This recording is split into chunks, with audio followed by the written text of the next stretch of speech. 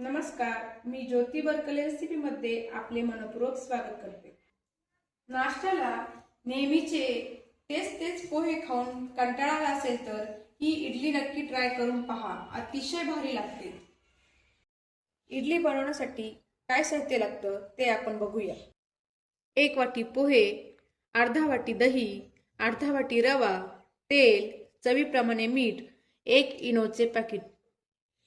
1 वाटी पोहे घेतले आहे, जे रेग्युलर कांदा पोह्यासाठी वापरतात ते घेतले आहे। तुम्ही ते जाड पातळ कुठलेही पोहे वापरले तरी चालतील। पोहे आपण 2 पाण्याने धुवून घेतले, कारण बाहेरची घाण लागलेली असते। पोहे आपले स्वच्छ धुवून झाले आहे। 5 मिनिटांसाठी आपल्याला असे साईडला ठेवायचे आहे। दुसऱ्या बाउलमध्ये सेम त्याच वाटीने अर्धा वाटी रवा, तुम्ही जाड बारीक कुठलाही घेऊ शकता। अर्धी वाटी दही किंवा ताक घेऊ शकता, दोन्ही सम प्रमाणात घेतले आहे। दही आणि ताक, थोडं दही आंबट असलं तरी पण इडली छान टेस्टी लागते। छान असं एकजीव करून घेऊया आणि 5 मिनिटांसाठी साईडला ठेवून देऊया। त्यानंतर पोहे छान असे भिजले गेले आहेत। पोहे थोडे मोकळे करून घेऊयात।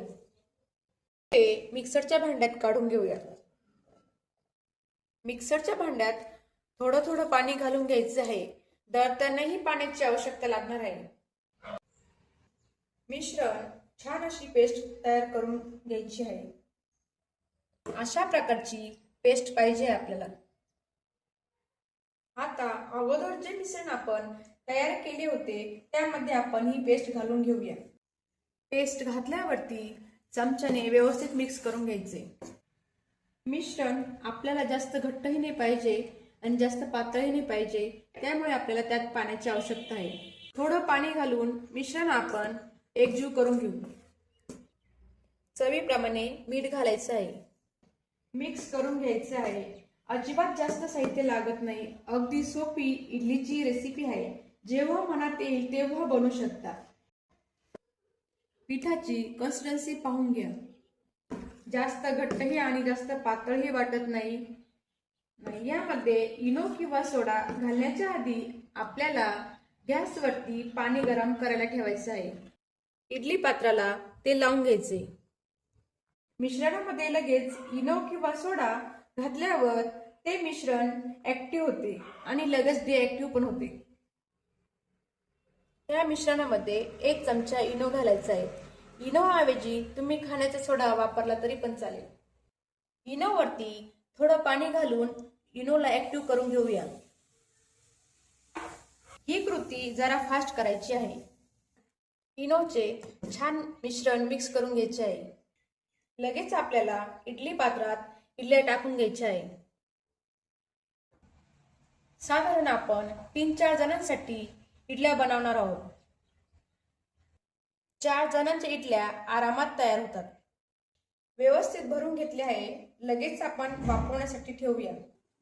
इडली पात्रात मध्ये पाणी मी अगोदरच गरम करून ठेवलं होतं।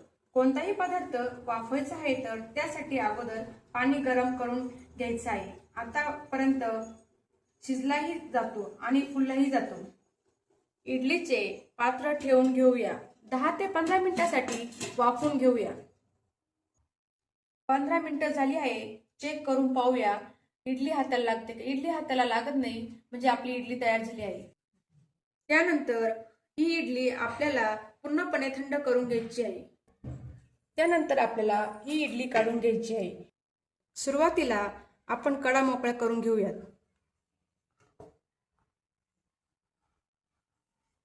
अतिशय मऊ अशा इडल्या तयार होतात।